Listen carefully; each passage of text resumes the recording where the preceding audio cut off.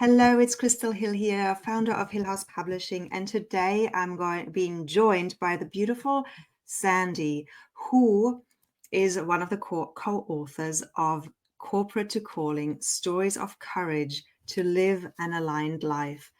And this book is really dear to my heart because it speaks to us really fulfilling our highest potential and stepping into that which is in alignment so that we can live a fulfilled and happy and joyful life. And I believe, Sandy, this is something that you've done all of your life as well through various incarnations of your work. And so I'm curious to find out, what was it that when this book landed as a possibility in your awareness, what was it that made you say yes to it? Yeah, thank you, Crystal. I cannot underestimate the alignment that came with this opportunity, the timing. Even, for me, I just always just think everything happens for a reason. And it is one of those situations with this book. The timing was perfect.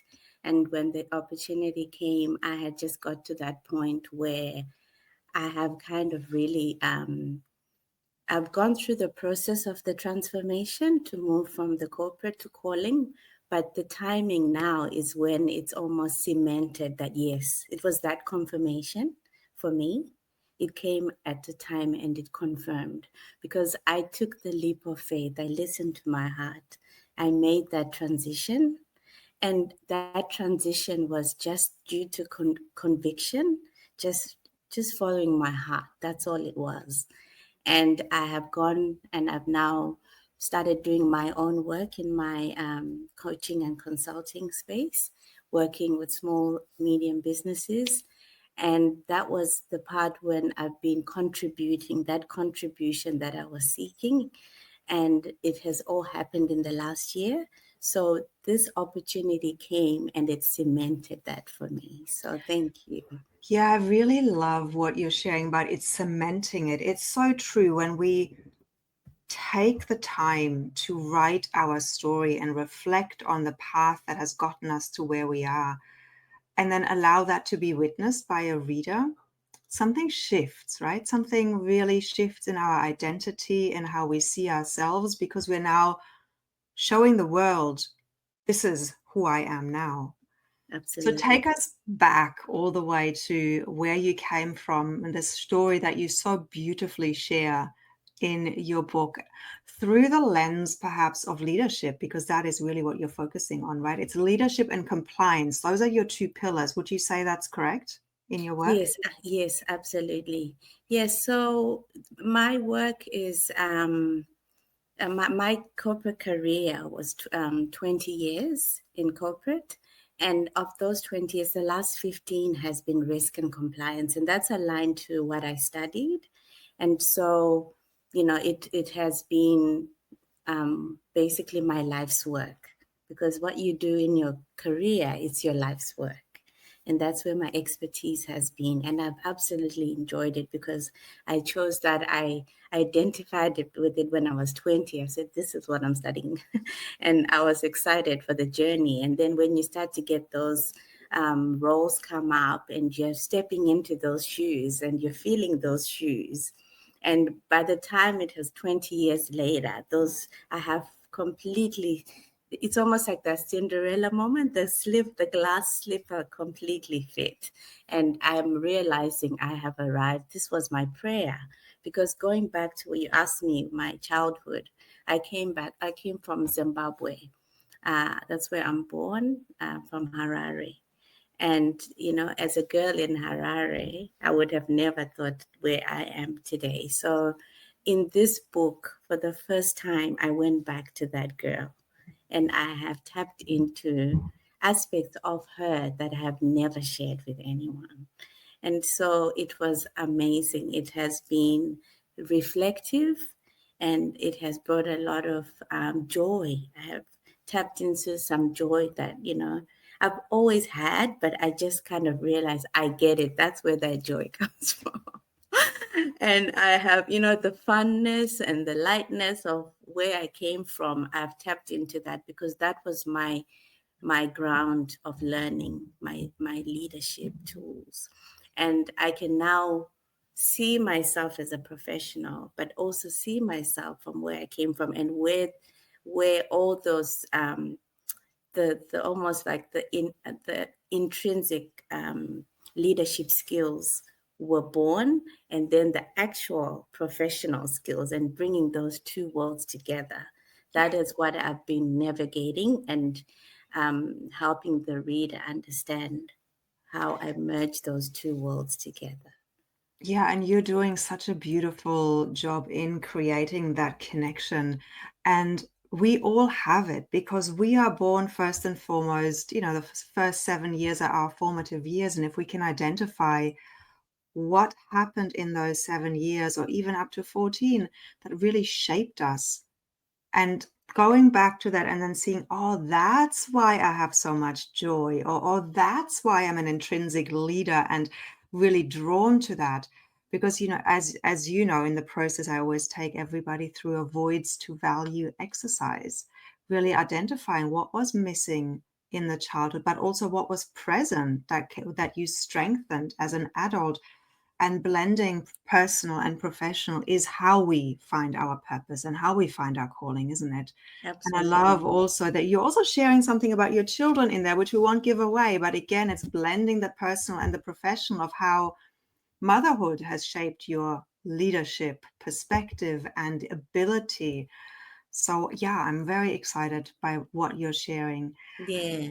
And it was almost it's like going on a journey of your own life, and you're in a seat of observing all those events that happened, and some brought sadness as well, and some brought but it was, and that was one of the things that I enjoyed when I went through this process with you, that first call that we had, where you took us through that, and that's where that sadness came up.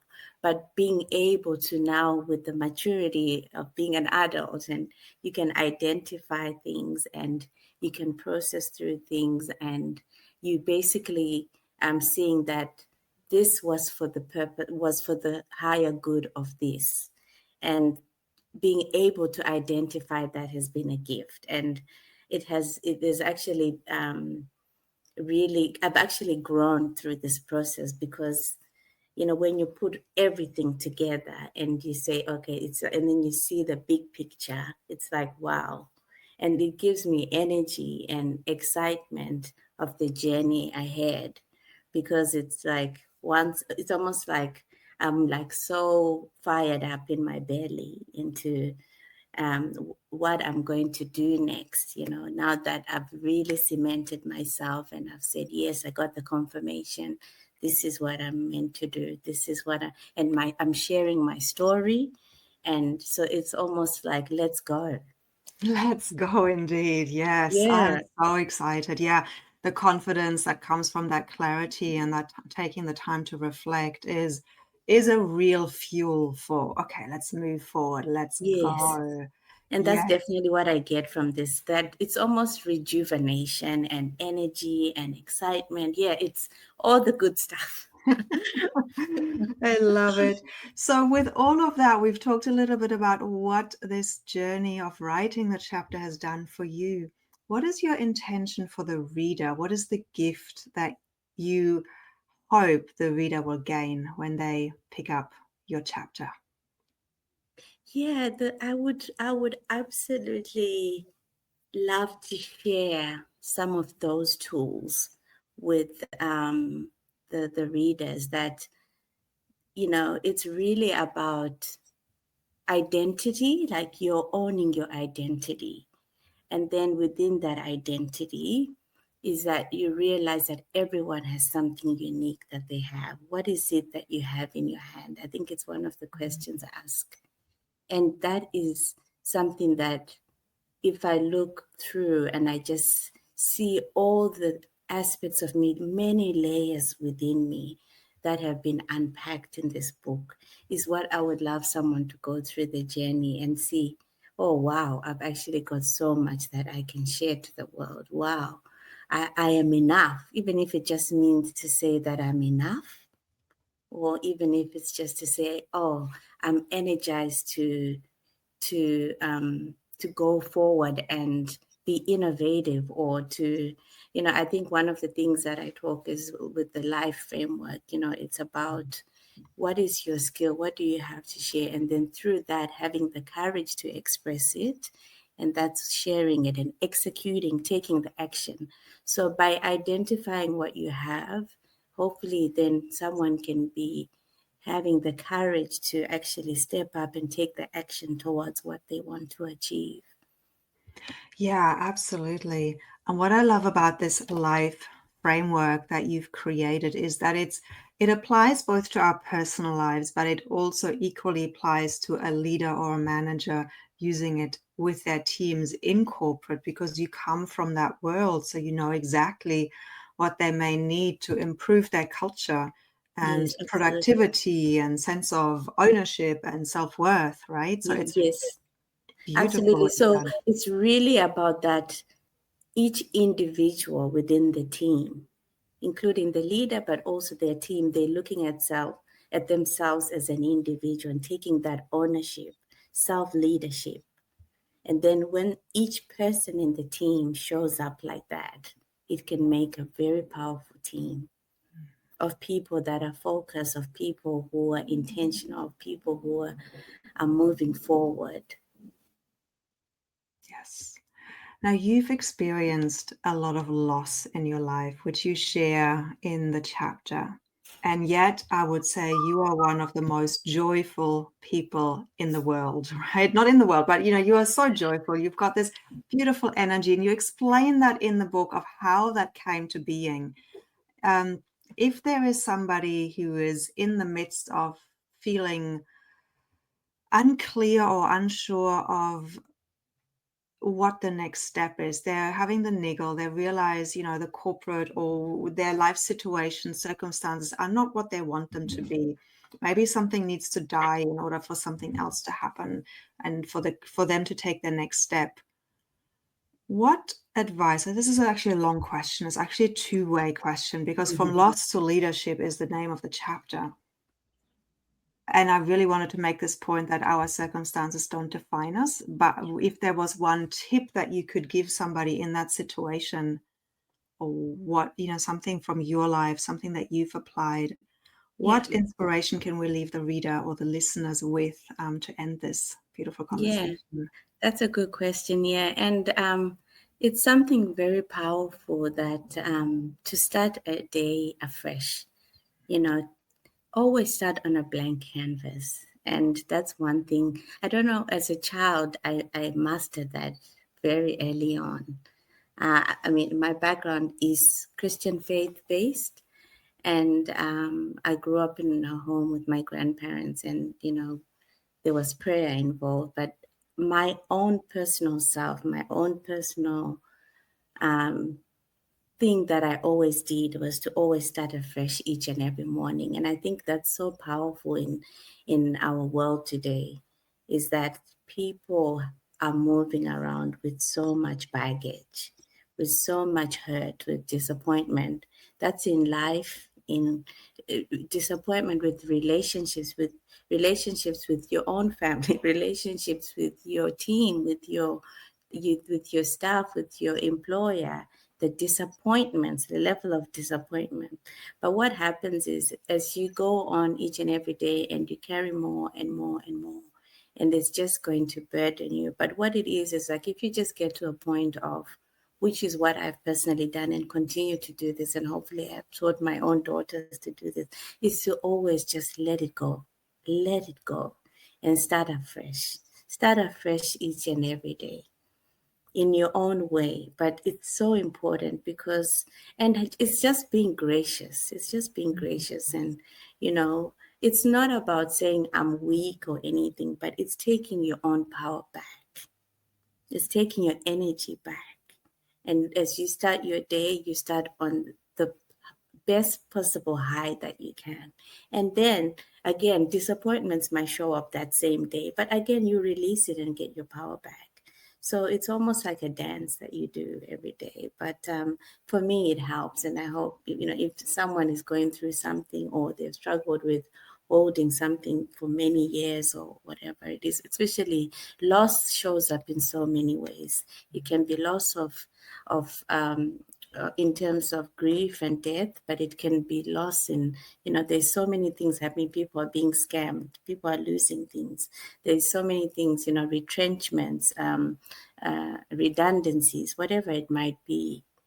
It's still loss. It just shows up in a different way. But being able to take your power back, that's your own leadership. Yes, I love that. Take your power back and start each day afresh, each moment, each hour of the day, right?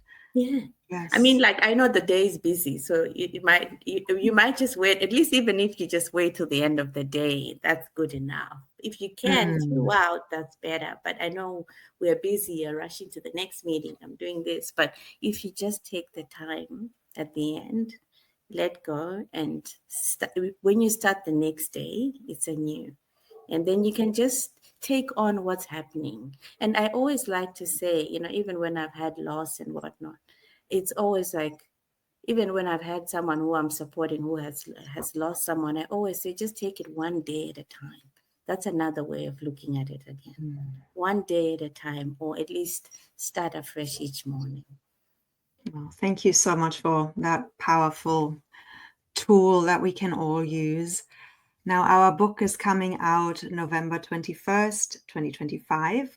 So if you haven't already, jump on our event. We have a launch celebration where you hear from all of the other authors as well, and gain inspiration of how you can get the clarity and the courage to step from corporate into your own calling, or redefine corporate so that it becomes your calling. And with that, thank you so much, Sandy. It's been wonderful to have you in this project. And yeah, I can't wait to share your wisdom and your story with every reader.